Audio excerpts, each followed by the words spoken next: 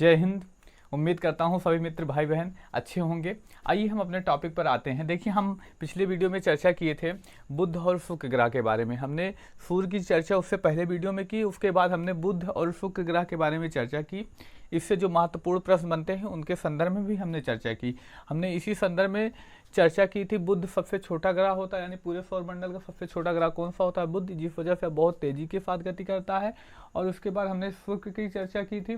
इसके संदर्भ हमने चर्चा की थी कि या इसमें CO2 की मात्रा पाई जाती है, यानी जो वायुमंडल पाया जाएगा CO2 की मात्रा पाई जाएगी, सूर्य से आने वाली किरणों को अवशोषित करेगा, लेकिन उनको जाने नहीं दिया देता, जिस कारण यह सबसे चमकीला ग्रह को कहलाता है और पृथ्वी के समान है, तो पृथ्वी की भगनी भी कहलाता है। इस संदर्भ में हमने चर्चा की थी।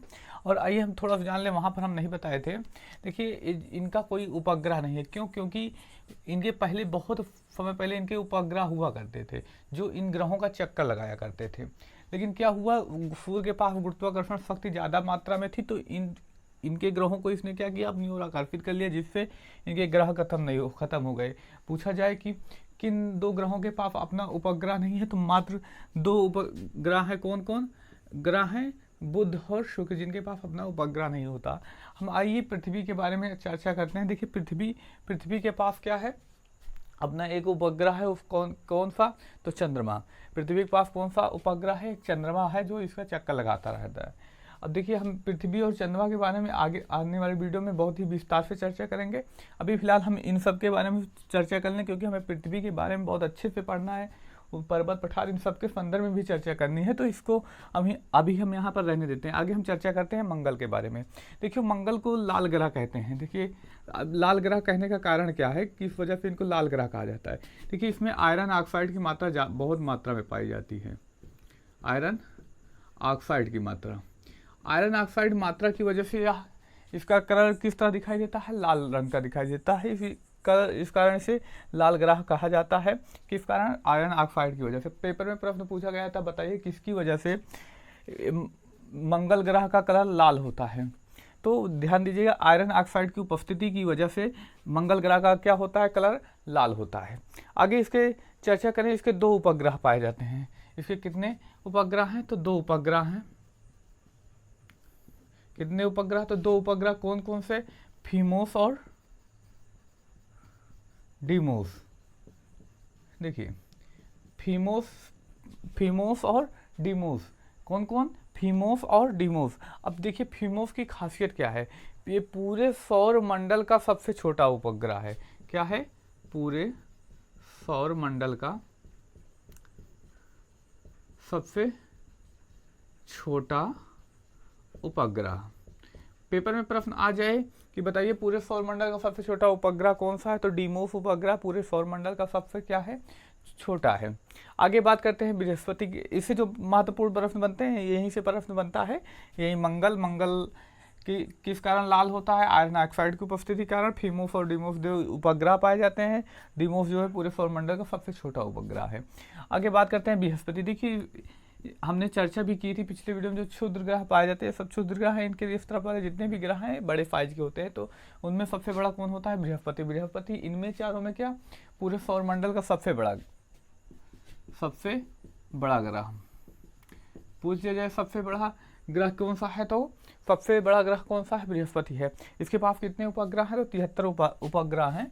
देखिए, इसके पास 73 उपग्रह हैं, लेकिन जो अभी मान्यता प्राप्त है 73 को नहीं मान्यता प्राप्त है। क्यों? क्योंकि देखिए, क्षुद्र ग्रह इसके पास पाए जाते हैं, तो ये भी हैं, और इसके कुछ टुकड़े भी हैं जो गति करते रहते हैं इसके चारों ओर। तो इसमें कन्फ्यूजन है भी, जिसके वजह से इनमें केवल 16 को मान्यता दी गई है। 16 कितने? 16 मान्यता प्राप्त हैं। 16 उपग्रहों को मान्यता प्रदान की गई है। देखिए, पेपर में न्यूज़पेपर देखेंगे और कुछ देखते हैं, तो वहाँ पर इनकी संख्या काफ़ी ज़्यादा लिखी मिलती है।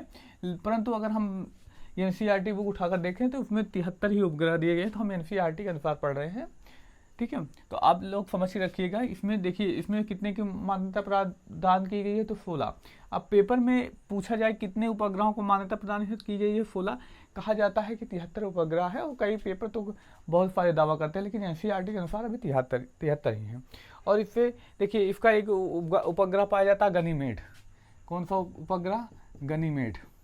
ये जो गनीमेड उपग्रह है ये पूरे सौरमंडल का सबसे बड़ा उपग्रह है, पूरे सौरमंडल का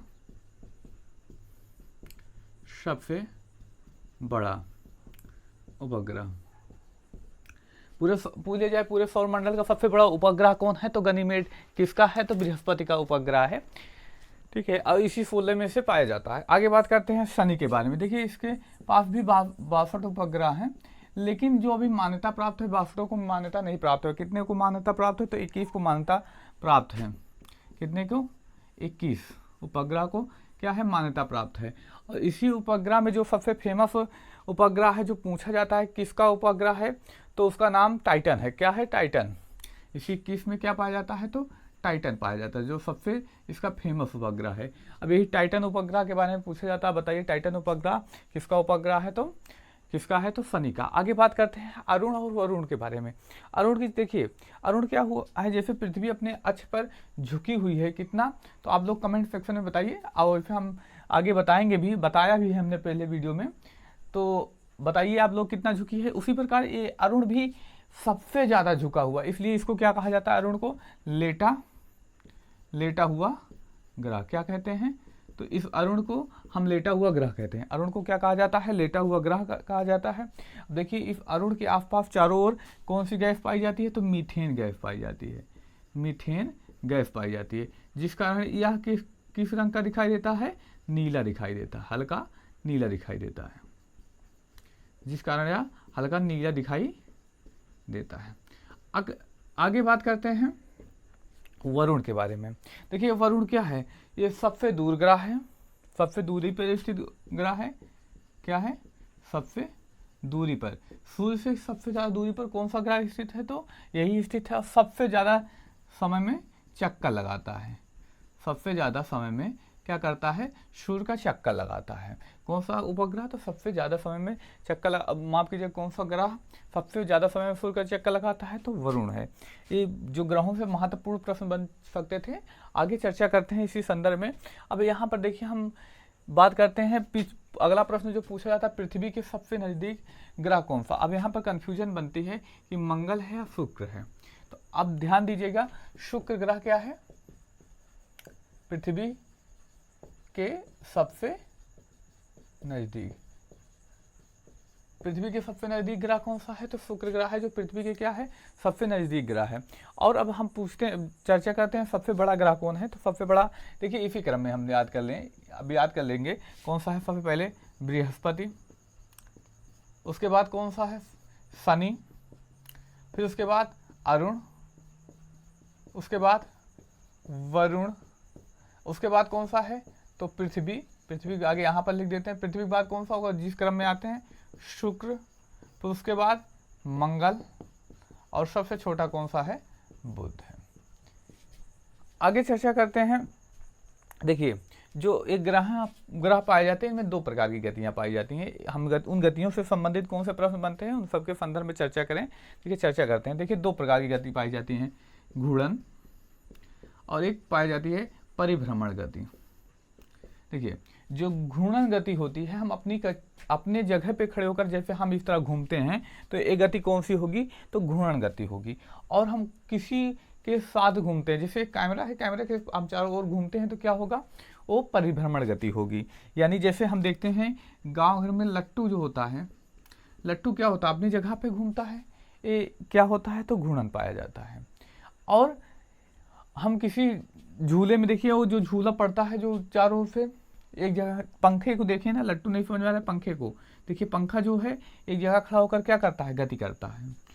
तो एक किस प्रकार की गति होगी? घूर्णन गति, और दूसरी परिभ्रमण गति होगी। जैसे हम बाइक कोई से साइकिल और साइकिल से चारों तरफ भ्रमण करते हैं, किसी वस्तु के चारों ओर, कोई घर है उसके चारों ओर हम गति करते हैं, तो कौन सी गति कहलाएगी? परिभ्रमण गति। साइकिल के द्वारा घर के चारों ओर चक्कर लगाना, और कौन सी गति पाई जाएगी? परिभ्रमण गति। जो अब यहाँ पे प्रश्न पूछता है, सबसे तेज घूर्णन कौन करता है? सबसे तेज घूर्णन यहाँ पर लिख दें, सबसे तेज घूर्णन, सबसे तेज घूर्णन कौन करता है? ये प्रश्न पूछा जाता है। बताइए कौन सा ग्रह है जो सबसे तेज गति करता है, यानी कौन सी गति? घूर्णन गति। तो सबसे तेज कौन करता है? बृहस्पति करता है।